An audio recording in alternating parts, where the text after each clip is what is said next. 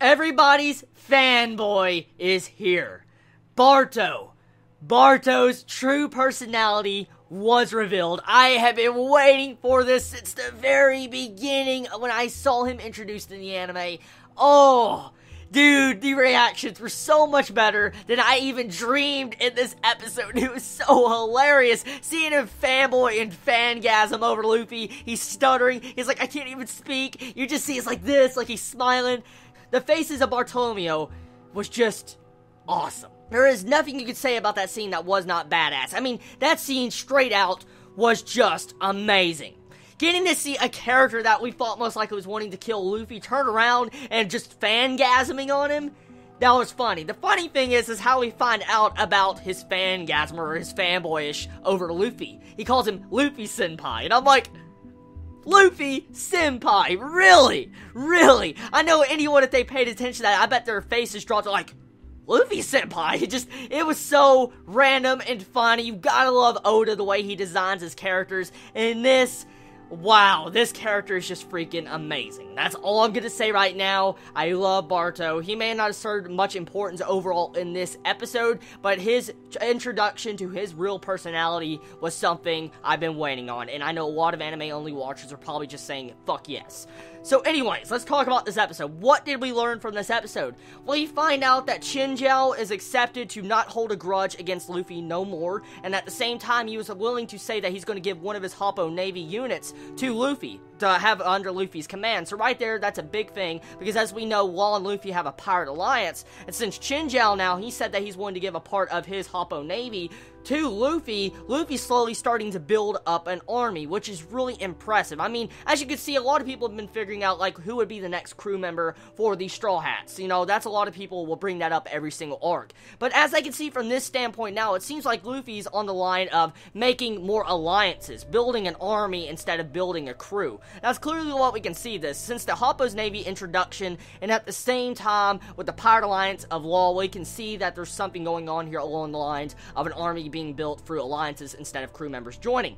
Now, besides that factor right there and finding out Chinjiao no longer wants to kill Luffy, we see Blackbeard again. You know, it's pretty bad when you can recognize a character just from their laugh. When I heard that laugh, I'm like, that's fucking Blackbeard. I mean, I heard that laugh, I'm like, oh my god, it's him. Hearing that voice actor once again, after so long, it's been so long since I've heard Blackbeard's voice actor since the Whitebeard War. I mean, it's been a long time since we've heard an update on his voice, and so seeing this once again in this arc just definitely fueled that fire of hatred and rage you have towards Blackbeard, and it doesn't help the matter when you see that flashback of what Blackbeard did to Ace. And so, clearly, my hatred once again is back on Blackbeard, and hopefully Luffy will kick the shit out of Burgess. That's exactly what I want to see, because, I mean, Blackbeard needs to be shut up. And at the same time, you gotta love how Blackbeard's entire goal of participating in this entire tournament is to get the Flare no Mi, because he wants to have Ace a part of his crew. And at the same time, it's funny how he says that, because he said and brought up bad feelings that we've had earlier on in the series, that he asked Ace to join his crew and Ace did not join him. But at the same time, since he cannot have Ace, he's gonna take Ace's Devil Fruit power and use that in part of his crew. So, Blackbeard, once again, just showing to be a dick. That's exactly what we can see from this episode, and right now, I just cannot wait to finally see his face just punched in. Now, one thing, okay, besides that entire moment, we get to the moment with Rebecca. Rebecca has a major reveal. It seems like there's more deeper, darker history going on with her, and for instance, it seems like she's trying to fight to protect herself instead of always being protected.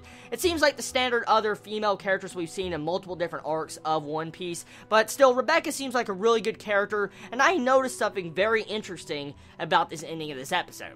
Now, I don't know if a lot of people noticed. It may just be me.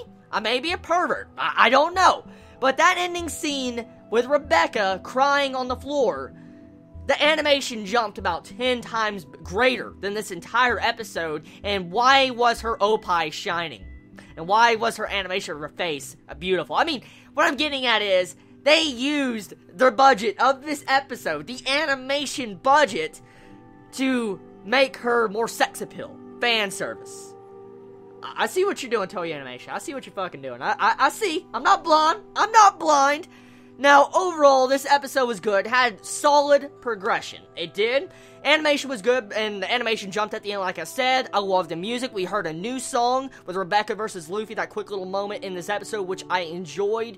And so, what's not to love about this episode of One Piece? We get a freaking fanboy. We got Hoppo Navy most likely going to be serving underneath Luffy. We get to see Blackbeard again. We get to see what's ever going on with Rebecca. So, good episode. So, tell me your thoughts on this episode of One Piece, everybody. I love all of you so much. Please have a wonderful day or night wherever you live. Be safe. Chibi out.